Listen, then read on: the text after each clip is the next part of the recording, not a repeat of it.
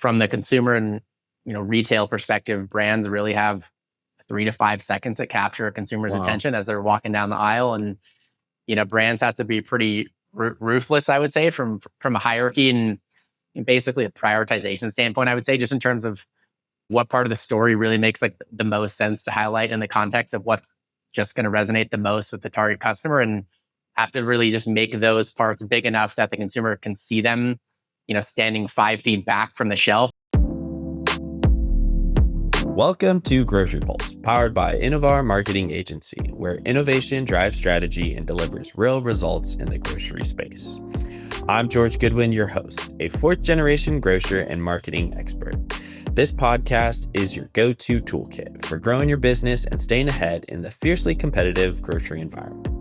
Every episode, I bring in top executives, industry experts, and fellow grocers to share their battle-tested insights, breakthrough strategies, and actionable advice you can put to work right away. Let's hype you up. Did you know that people who listen to podcasts weekly are 45% more likely to achieve higher success and growth in their career? It's true. Constant learning pays off, so keep it up. So here's my ask. Hit subscribe right now. It may seem small, but it motivates me to keep raising the bar and bringing you the best possible content. Let's dive in and shape the future of grocery together. Welcome everyone to another episode of GroceryPulse. I think I always say I'm excited, but I think this one I'm particularly excited, just getting to talk about design, grocery, retail, CPG with some experts. So I'm ready to jump into a great conversation, and I hope you learn a little bit about the industry on a different context, whether you're a merchandiser, a buyer, a CPG owner, or a retailer, thinking through the design process and then how it also plays into the grocery store. So my first guest, Henry, I've been working with him for quite a while now. He's a great friend of mine. He's been awesome to work with, from grocery software to grocery CPG. He's designed cartoons, books, but he's done it all. He's a great individual, not just on the global side of knowing different demographics, but also just bringing the simplicity to design. And then also I have Adam. I've got to meet him through LinkedIn, but I think that's a nice networking platform. And he's kind of the chief architect of how to get design to the shelf. He's supported different companies in raising money and becoming quite substantial amount of success in different CPG platforms. I don't know. Can you tell me a little bit more about your guys' selves? I feel like I always can talk about you guys, but I know there's maybe something that will come out throughout this podcast. But yeah, Adam, what else have you done? Or what else do you feel like I should have added? Yeah, I can give you like super quick overview. So, yeah, I've been in CPG since 2015. So I was a co-founder of what was for a while one of the larger operators in the California regulated THC market and the cannabis market in California.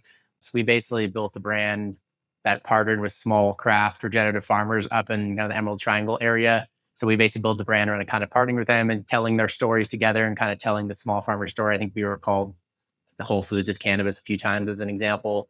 But yeah, it's definitely a crazy ride. We raised, a bunch of money. My other co-founder, the CEO, he was a pretty prolific fundraiser. He raised over $175 million over the 7 years of the business or so. And yeah, we had a lot of success. We had the number one brand in our category in California for 2 or 3 years in a row. And then, long story short, could be a whole nother series of episodes in terms of what transpired there. But kind of the long story short, the bottom kind of fell out of the market at the end of 2019, and things just kind of just slowly started to kind of deteriorate from there, is kind of the long story short. But one thing that I'd noticed is we were lucky enough, because especially in the cannabis space, even more so than I would say a lot of other CPG space, the kind of packaging and label operations that kind of needed to support the business. It can even be a lot more complicated because there's a lot of kind of batch specific labeling needs to happen. They just can be a lot more complex. We made the decision pretty early on to build out and hire someone to build out kind of an in-house production design and packaging a label function in-house. But what we had realized was that for a lot of companies that don't have that function, oftentimes it's typically the in-house graphic designer to a creative team, that a lot of this kind of technical production design work falls on them, and they can get really bogged down at this stuff and they can't focus on some of the higher impact, true creative stuff. And so long story short, after I had transitioned out of that cannabis company, I reconnected with the person we had hired to build out that in-house production design function. We basically started we had an idea to build an agency specifically focused on this production design function. And so yeah, we launched this business kit print. I think we brought on our first client at the end of 2022 and kind of been growing it slowly and consistently. At this point, it's about 50% traditional food and beverage brands, a lot of the brands you'd see on the shelf at a lot of grocery stores you go into, and then they're half our cannabis brands in the cannabis space that we know pretty well. No, I think that's a good point. Like, I think sometimes you think of graphic designing as, maybe it's this one trait, but there's, especially with your background, launching a company, being a co-founder, you could talk about all sides of the thought process of a company. So that's really cool. Thanks for bringing that in. And then I Sure. think Henry, also being the head designer at Innovar Agency, I feel like there's so many complexities of, I don't know, design that we don't really think about. And so kind of like the concept of, from getting the employee to enjoy the product, or, stock it correctly, there was some kind of brainstorming notes, and I thought that would be kind of fun to open up with.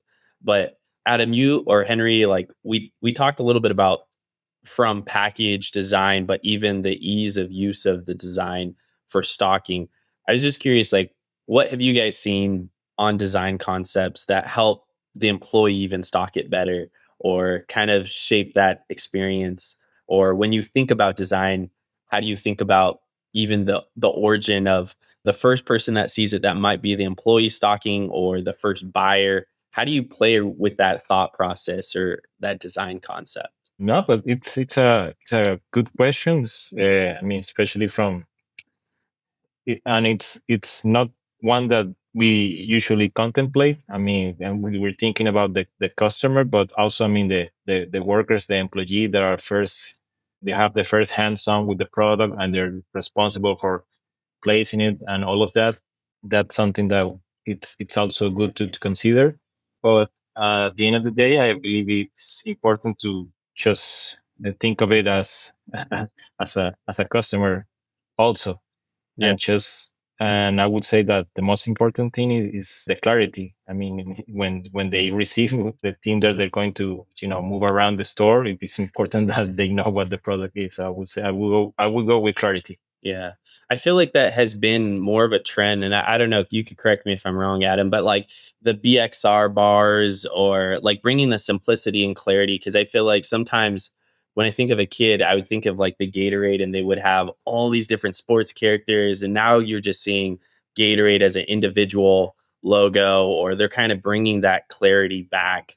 And it's becoming more even like vivid in CPG products, where it's like a granola bar. They want to list the ingredients so you could almost see it, or different supplements, or, it's almost like you just know what it is and you know what you're taking. I think that might be the trend with the health industry being pushed more in the US. And I think this past week, I had a great conversation with Kelly, the CEO of California Certified Organic Certificate. And she was sharing that one of the big strategies with Costco is, like, they wanted to push more organic food, but they realized their signage wasn't vivid and clear enough for people to consume or know what they're buying. And so just simply stating organic was a huge transition for sales. And so I think, Henry, that's a great point. Let's take a second to thank one of our sponsors, Kobu Kombucha. Kobu is an instant kombucha powder made for the busy professional. Just mix with water for a refreshing, gut-boosting drink. With 1 billion CFUs, 25 calories, and only 2 grams of sugar, it is a great on-the-go drink. It has organic ingredients, it's eco-friendly, no fridge necessary, and smooth flavors like blueberry mint made it easy to love.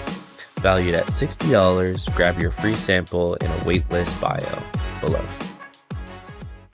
Yeah, I think you touched on a few different things. But I think one, to your point about clarity and simplicity, I think, yeah, it's one thing. I think people inside the business, inside a CPG brand, they live and breathe that brand every day. And I think they have so much they want to say about the brand, and they want to communicate all of that on the packaging. But from the consumer and retail perspective, brands really have 3 to 5 seconds to capture a consumer's Wow. attention as they're walking down the aisle. And brands have to be pretty ruthless, I would say, from a hierarchy. And basically a prioritization standpoint, I would say, just in terms of what part of the story really makes like the most sense to highlight in the context of what's just going to resonate the most with the target customer, and have to really just make those parts big enough that the consumer can see them, standing 5 feet back from the shelf. And I think that's like, not to go down too much of a rabbit hole, but I think it's similarly for brands. A lot of brands these days, a lot of them seem to start in the DTC channel and then want to expand into retail. I think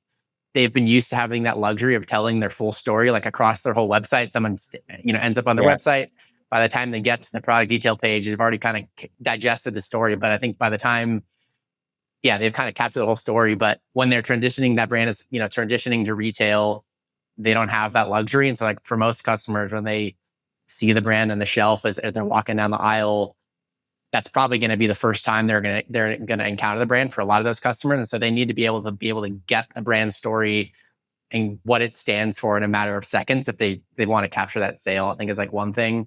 And then maybe one other thing to touch on that you mentioned in terms of, thinking about like, all the different use cases in terms of what you need to think about. And I think, you have to consider just all the places where the package is going to end up. So you have to design for kind of every instance where someone's going to touch it. So like, one thing is like, is the core message going to be like too low in the package to the point that depending on like what height of the shelf it's going to be on, is that part going to be blocked by like the lip of the shelf if it's, on a higher part of the shelf? Or is it really like crystal clear to the retail employees how the package should be faced on the shelf? Like, especially if the package is round as an example, like, do they know which side of the label is supposed to be faced front? Other things is like, is the package going to be sitting in a refrigerated area or an area that has like more condensation? Are you using the right materials that they're not going to degrade over time? So there's a lot of things you have to consider as you're thinking about the full life cycle of the product, basically. Yeah, and then even as like a center store director or someone that moves the product within the internal stores or decides what product when they do a test product where they're launching it, I think that's is it going by the check stand where 5% of the store sales could be done at the front of the check stand for some independent retailers, or is it going to be like visible within 3 to 4 seconds? You said that's pretty. I'm like, yeah, that's like very quick. Like, how do you catch their attention? It's kind of funny. I was watching a movie on Netflix, and it was like a short film. I don't know how I stumbled upon it because I didn't want to watch a full movie or something, but I was watching it, and I noticed anytime they go into a convenience store, grocery store, I'm like looking like, oh, how much did that company pay to be placed in that video, or like thinking kind of like that, because companies, CPGs will pay millions and thousands of dollars to be and get those impressions on movies, but this short film probably didn't pay this this CPG product, and it was kind.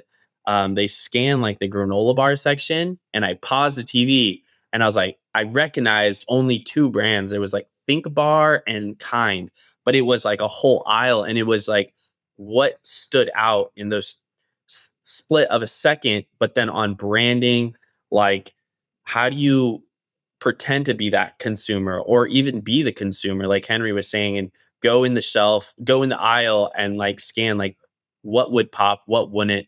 And I think that'd be a good exercise, not just for merchandisers if they're testing a product, but also even a CPG product if you're relaunching a label, or if you're coming out with a new seasonal package. Is it going to pop? Is it going to get that 2 seconds? So that's pretty cool. I feel like we're kind of jumping into trends, but are there any other trends that kind of come to mind when you guys think about this, or in design? I believe that the ecological design is getting a big push. I mean, from the packaging itself, stating that it's made with recycled material, or that it's especially with the water bottles, you can see how they're very thin, but that's because they're made with other bottles. So that's a plus, and it's something you're seeing more in packaging and in other products. Yeah, I think another thing that's not necessarily trending. I think it's people are starting to think about it a bit more. To your point, George, you talked about there's that aisle of all the different bars. You only recognize a Kind bar and Think bar. There's probably reasons why that stood out, but I think especially in those categories that are a lot more crowded, I think what's interesting is some brands are thinking about how can they actually their actual packaging form factor itself be not the usual type of form factor. Like an example, there's there's this ice cream brand that's based out here in Denver called Rosebud Ice Cream, and they just launched soft serve in pouches, which you have never seen that before. So if you like walk down the ice cream aisle, you see soft serve. I don't think there's any other ice cream that I've seen at all that's in a pouch, let alone that it's soft serve. So like I think that's those are the type of things. Like if you can think about an actual just different actual packaging form factor when someone's walking down the aisle, it immediately stands out aside from just the branding, which is going to help as well. I think that's one way to think about it. That's like an even easier way to stand out if you can come up with something interesting on that front. Yeah, that's interesting. How to be like a first mover on a different size or a different package to draw more attention. Yeah, I feel like there's a couple brands that have done that pretty well. But then even like I think there was something that we talked about when you take a product that goes direct to consumer and they have the packaging and design and they can do the full story. But then when you bring it into a retail store, it's a different complete experience because you don't have that coming to your website as much. You don't have them knowing that historical knowledge. Whereas in the retail store, you are competing with all the other brands. So like whether you change the packaging, whether you do something creative to stand out, I feel like that's a very interesting point. And then even playing with like eco-friendly, I feel like with the new administration, there's more like health focus, but then it's when you tie that to organic, and I'm probably going to reference this other podcast with Kelly because it was a lot about certificates and regulations. But I think there's even organic has no pesticides, herbicides. It has regenerative soil properties because you're not using the pesticides or sewage sludge and all those different things. There's this push with taking care of our earth along with taking care of our body, and it's how do you play into those but stand out so that you can get that first 3 seconds for them to want to try the product and then continue buying it or go to the website, maybe subscribe to the product. But I think those designing elements, it's not just going into ChatGPT and throwing a concept. It might be great for brainstorming, but it's not going to give you the actual thought process of a human. So yeah, kind of talking about ChatGPT. What are your guys' thoughts about that? And how do you use it? Do you like it? Do you feel like it's a tool? Do you feel like it's something you got to be careful with? It's kind of a love-hate relationship, but I mean, you have to get on it or you're gonna get left behind. But I mean, like you said, at the end of the day, you need a human behind it to make it something unique because the AI it just makes a pastiche of everything that's around the web. You need to clean that up, I would say. I agree. You got to start using it, or you're going to get left behind. Like it's something that's going to be integrated within society here really quickly. If you're talking about ChatGPT from like a research standpoint or talking about design standpoint, there's different things. But I think, yeah, from the design standpoint, I think it's super useful to kind of create concepts, especially at our agency, we do like about half what we do is packaging related stuff. Other half is kind of you define as like quick turn sales and marketing assets for stuff that doesn't, and a lot of that stuff is digital as well. And that's stuff that doesn't need to go to print. I think you can get further with it, but stuff that's actually going to go to print or things that are going to be packaged where it's 3D has a multi-sided box as an example. Yeah, you can come up with a concept, but it's ChatGPT isn't there yet. I'm sure their tools are going to get there eventually, just as AI is getting smarter every day. But in terms of you can come up with a concept within ChatGPT, but then figuring out how to actually lay that out correctly, in a given die line, depending on what the actual packaging form factor is, and then how to actually get that laid out in a way that's actually going to work with, multi-sided box, that there are different folds, that there are different edges where, ChatGPT isn't really there yet, I think. And also that's, in terms of actually getting those files like set up to go production and print ready, that's not really what it does yet. But eventually I'm sure there will be tools that can make that stuff faster too. Just a matter of time. Yeah. And I think also though, it's like the technology will never be a human in my thought process. I mean, the human is so complex. It takes historical knowledge, but ChatGPT doesn't, or any kind of software that you input and it shoots out a product. It doesn't know smell, like it doesn't have the senses. It doesn't have smell, taste, hear. It can only pull based off historical web information. And so I think in that context, there's a lot to do with that human element, that human touch. And I think when you pull historical knowledge, there's never really the innovative, creative push that changes the direction of a trend. And so, like from my thought process, you get some of these outlying products, like if it's ice cream in that different packaging, historical knowledge would be using a pint. And so I think unless you're really, even when you prompt it, I just feel like it's not going to go out of the ordinary like the human brain does. And so that's me being optimistic on our human element as I well. think that's a good point. Yeah. I think that's always interesting. So I think there was some grocery fact designs that I kind of pulled up, and it was saying how 82% of the purchasing decisions are made in store. And I think eye level shelf placement increases product visibility by 35%. And so, kind of in this thought process of when a consumer goes into a retail store, eye level is the best selling area. So all the different CPG companies are fighting for that territory. But there's also signages, colors that distinguish different things, whether it's you want to push more natural or organic, maybe it's more of the, lighter tones or like the light grays or browns or different colors like that. What other fact do I have? Clear product labels improve retail stocking speed by 25%. Products with premium or innovative packaging have a 30% higher likelihood of being repurchased. So, kind of even playing into the experience of the consumer. I don't know. Is there anything that you guys want to add on to those different facts or stats? I think that sounds about right. And I mean, something that maybe Adam can elaborate. I mean, with AI and I mean, and the advance of technology in general, we are seeing these more technological packages that in previous years it would be too hard to print or even just impossible. I mean, we nowadays we can have. I mean, UV printing, we can have embossing, we can have textures. I mean, there's so much tools at our disposal that can make a difference. Like the pouch example, it's a great one because I don't think 20 years ago that could be possible.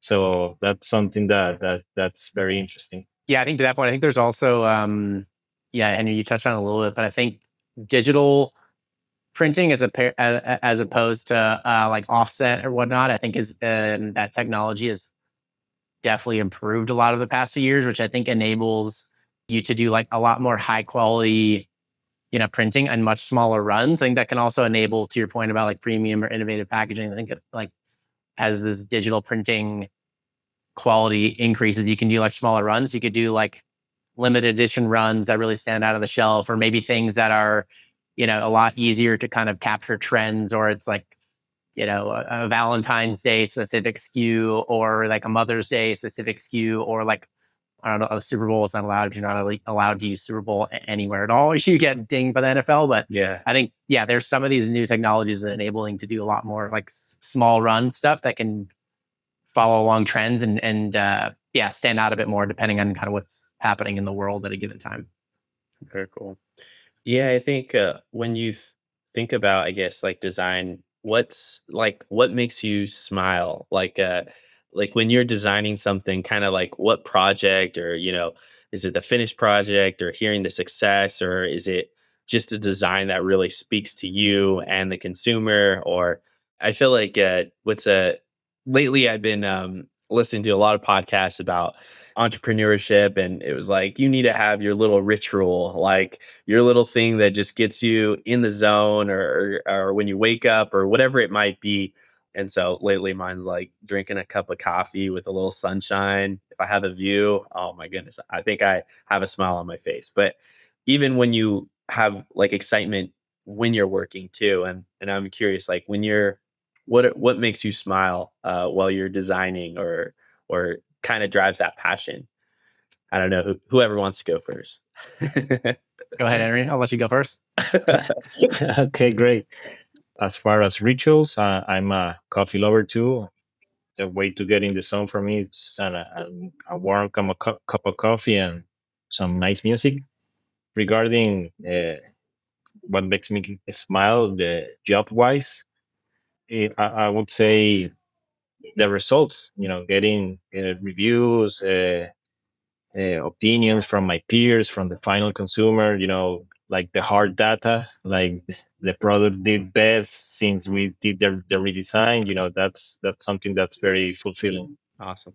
Yeah, for me, it's funny. This is probably sounds fairly like counterintuitive to probably a lot of the stuff we talk about and are talking about, but it feels it's often the times when I like, see a job and project that our team did, whether it's packaging or sales and marketing asset or something, and I just know it works and looks great, but I can't really immediately put a finger on any specific reason why. It just like is a strong feeling of yes, which feels counterintuitive because I can't really speak to any specific things why it's working, but for some reason I don't always like that feeling when I can't really put my finger on it. For some reason, I like clearly know this is right. Oh, that's cool. Kind of like that gut instinct or Yeah, kind of that basically. just like, that's what we do and we're good at it. And I like that. Yeah, Very basically. cool.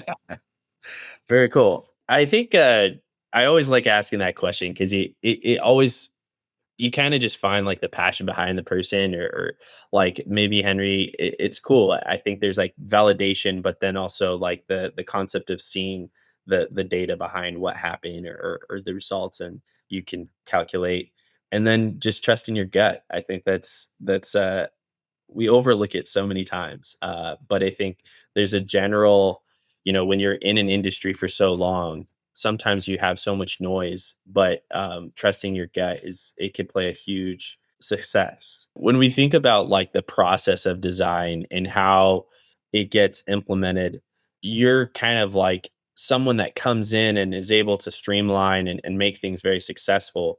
What are some tips or tricks when you're trying to have a concept to execution? There's a lot of ways to look at that. Yeah, give me some more prompting, like what specifically you're looking for. There's so many different directions I could go on that front. Yeah. So let's see. I guess it would be tied more like to design and maybe like the brand of the culture, or they have this idea that they want to launch. Maybe we'll take a concept of coffee, and then how do you use the brand and design not just to sell, but also to build loyalty, to fuel their like story in a context of like the whole design giving that Yeah, experience, which yeah, I got think it. is a very big challenge. Yeah, I think one is having like a really clear why in terms of why the brand exists and like what problem it's seeking to solve or like what hole it's filling in the market and really just what it stands for. I think if that is really clear, that makes everything else easier to a lot of extent. And this is like that's what really will like lead to a community of like-minded fans or like feel like a strong connection to the brand because they feel like there's just a strong, clear why. It's probably going to be polarizing. Also, there are going to be some people that are going to really resonate with it, and other people that are really not going to. But Hmm. I think that's a lot better than everyone not having any feeling about your brand at all. And I think similar stuff. I think consistency is really important in terms of just because like repetition is key. I think I don't know what the stat is, but I think there's like some old advertising stat where it's like people usually need to see a brand or an ad like 5 to 10 times before it sticks. So it's kind of Yeah. a similar concept here. It's not you're running an ad, but like if a brand's look and feel and message like is not consistent across all the places, a customer or consumer is going to see it.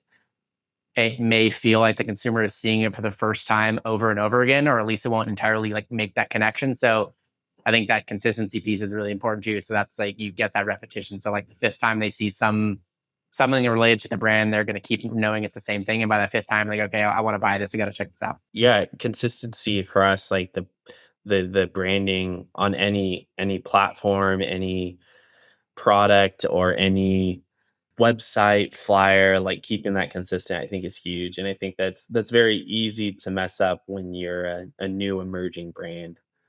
You're just trying to pump out stuff, but I think, yeah, what we see on that front also, I think is it's much more like a technical, really specific thing, but it seems to be more important than you think is color matching is a lot of things that we do oftentimes, which seems to be a lot more challenging than you think, especially when you're trying to color match across different like substrates or use cases. Like it's like, a paperboard box and then it's, some type of, different material used for a label actually on the primary packaging. And then there's like a sales sheet that you're going to print out. That's obviously different material. And I think oftentimes it's hard to kind of get the colors your kind of core brand colors to match exactly. And I think that's one thing that's more important than you think, is really doing the work to really get those colors to match exactly across all the different use cases. So it really feels familiar to people, which might be almost like a subconscious thing where if the colors are not entirely lining up, it's something that maybe people's brain will feel like is, it's not connecting between all the different use cases as much.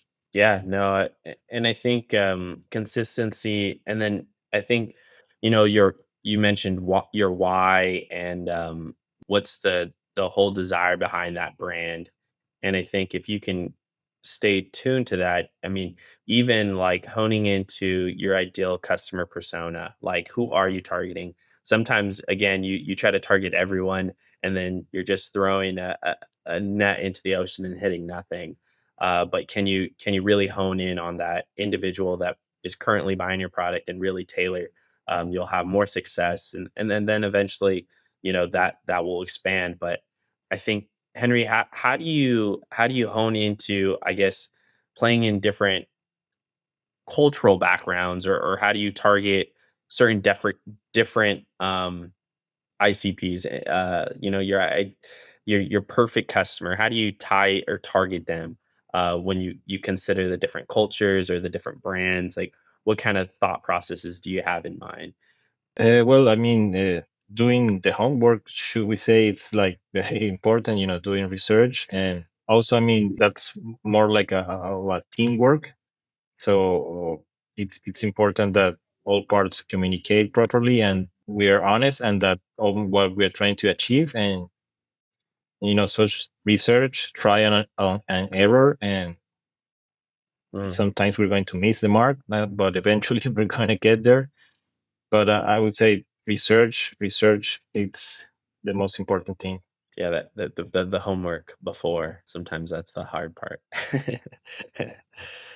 Measure twice or cut once or whatever that saying is, something along Oh, those okay. lines. Doing all your prep up front. Yeah. Yeah, no, there's a lot of preparation, but then there's the balance of, I've noticed, and I don't know if it's, sometimes I go too fast, but what's the balance of taking like a month to design something, and then taking a week? And sometimes I get in my head about it because maybe I'm overthinking, or maybe I'm not thinking enough. And obviously that's such a general question. I think a lot of our conversations have been very general, and that would be with the goal to relate to the listener, whether they're a merchandiser, a grocer, or a CPG owner. But what's the balance of, overthinking in design and getting too much feedback from the customer? Because sometimes you'll get, but then you have the individual that doesn't know, and they're just kind of going off left field, and you're like, okay, I got I got I got I got this project. You hired me. Like, how do you convey, like, all right, we're experts. I love your information. I love your ideas, but I just need you to understand, like, we do this and we've done this thousands of times. What's that balance in working with that consumer, or tailoring to the needs, but then also making sure it will be successful? Because at the end of the day, it's your product, I think, in a sense of what you design. That's when your gut instinct, like Adam mentioned, kicks in. I mean, you kind of have to pick your battles. I would say always, always share and advise your expertise. But I mean, sometimes there's clients and there's clients, but sometimes you won't win and you just gotta do your best with what you have. Yeah.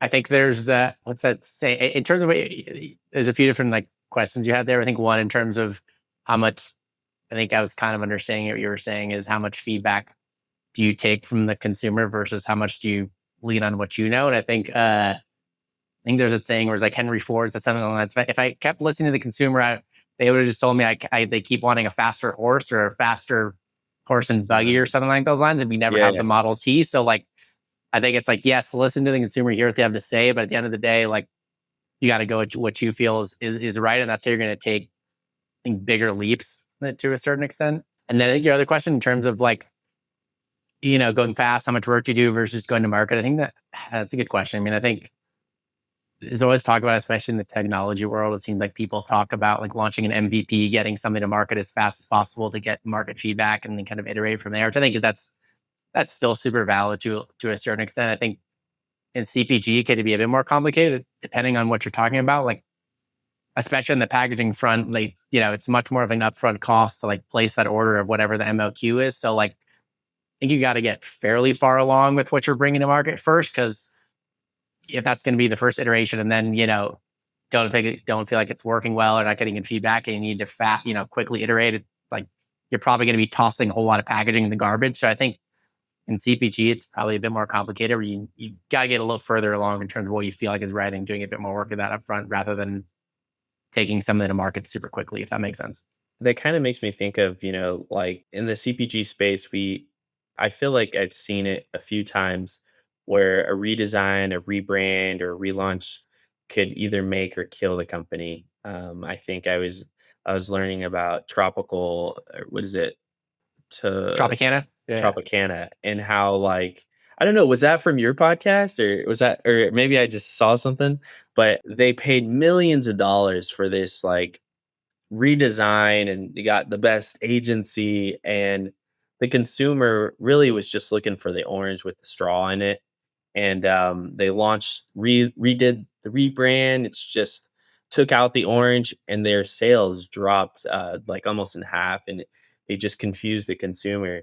But then you think of like poppy, or these healthy sodas that you're seeing in the CPG space that are sold for like billions of dollars, and it was like a screw on top mother's soda, and then they completely transformed it to a can and added color and icons and fun, playful colors. And now, like, it was that huge swish for the whole brand, and it crushed it. It's so interesting how they could either work really well, if done well, or they could really kill something, and then you got to pivot backwards and really trust into what that fine balance is for your gut instincts, I guess. If you're in the design world, and you know what you're talking about, or you're in that consumer, so that's always interesting. I'm trying to think, is there any other stories or examples that maybe you guys have got to see or experience, or success with I customers? was going to touch on that Tropicana stuff you mentioned. I think it seemed like it's really case by case. Basically, you talk about Poppy worked really well, and then Tropicana totally flopped. I feel like a lot of the times there's like a deeper issue going on with a brand, and like I don't know the specifics of where the Tropicana brand was at that point, and they made that decision to do that rebrand or that packaging redesign. But I imagine that their sales were probably dropping. Something else was going on in the business, and they thought that a packaging refresh was going to be the silver bullet or solution to solve that problem. When it was really probably a deeper issue, and then they decided, we'll try to adjust the packaging, which was actually not the deeper problem. It actually probably caused more problems, as I think you probably Yeah. saw the sales drop even more. So I feel like that's when they don't work. I feel like it's probably about there's just a deeper issue going on, and the brand thinks doing a packaging refresh is going to solve the problem, but it's a much deeper problem than just that. Yeah, it's interesting. And then even with the refresh for Poppy, I mean, there's so many components that go along with the business and the leadership team. And then it's also, I think, I honestly don't know if they were such a legendary like orange juice. If they were like a new orange juice that was coming into market, maybe they would have had a little bit of different experience because of the design, or things like that. The Tropicana design, it was a good design from the start. I mean, the classical design was great, as opposed to the Poppy refresh. I mean, the when it first started, that it was called Mother Drink, something like that. I mean, you could see that the design was done by them.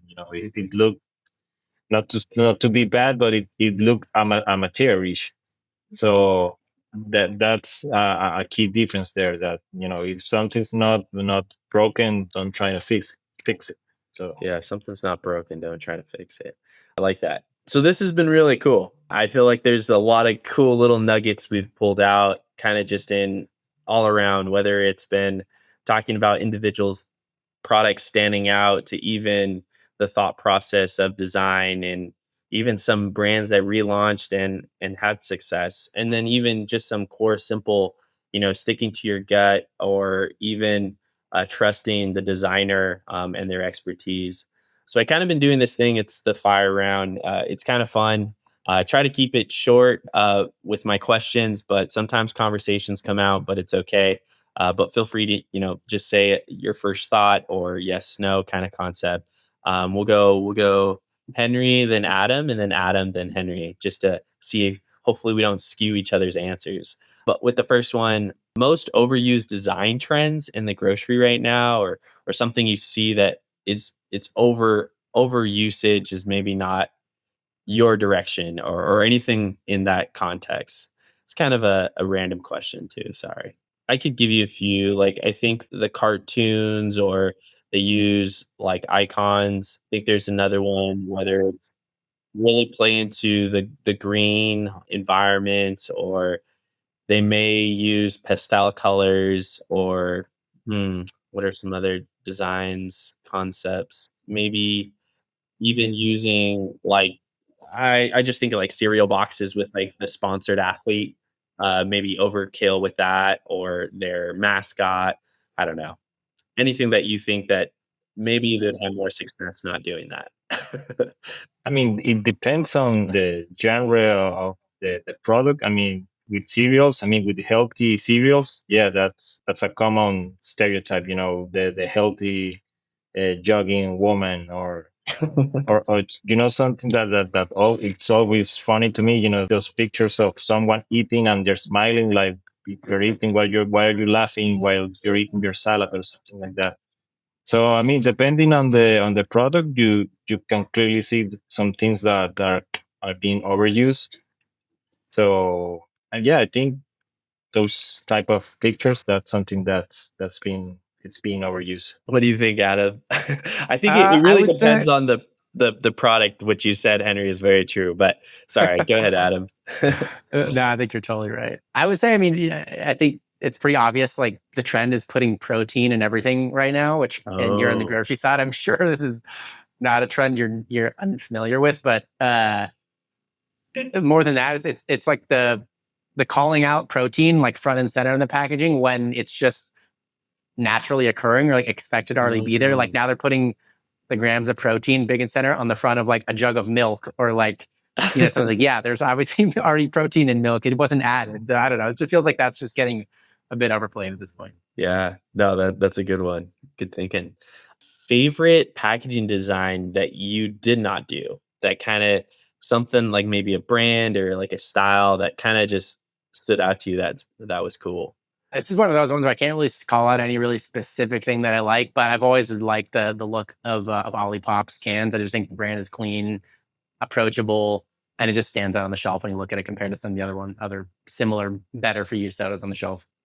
Cool. At the top of my head, I really like the classic Santa that Coca-Cola uses in Christmas, like the Wow. one that looks really like it was painted in oils. I Wow. really like that classic one. Very cool. Nice. Coffee, tea. What's your go-to beverage when designing? Sparkling water, maybe coffee. Cup of coffee, yeah. What about you, Adam? I'd probably say iced water, and then typically have coffee, but I would prefer like guayaki or some type of yerba mate drink, I would say. Ooh, that's some clean energy. Do you like put lemon in your water, or just ice cold water? Yeah, just ice cold water usually. Nice. Cool. And then one thing every grocer or CPG founder should know about you or your design, or anything in that context. About design in general, I would say to kind of go back to, I think I touched on it at the beginning, but just really when what you should know about design is especially a first time founder in the CPG space, is really consider all the spaces in Mhm. which the product is going to end up, and having just design for every instance in which someone's going to be touching or looking at the packaging, including back of house too. Yeah, that's a great point. Yeah, if the employee can have a good experience, they're gonna stock your product first. Yep. I think, yeah, that's huge. I've lost the question again. Sorry. Yeah, no problem. One thing every grocer or like grocery executive, a CPG executive or founder should know about design or think about. I mean, I guess that it's like not a magic formula. I mean, there's a process, and sometimes there's going to be some obstacles.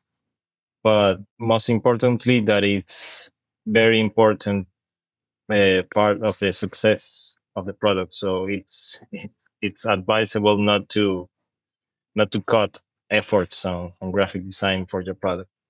Yeah, especially in the beginning. I feel like that's huge. That makes or breaks, or you'll have to come back and keep adding altercations. And I think even the process of you doing design, printing it, and you did 100,000 SKUs or 500,000 SKUs of a product, and then now they're all aired.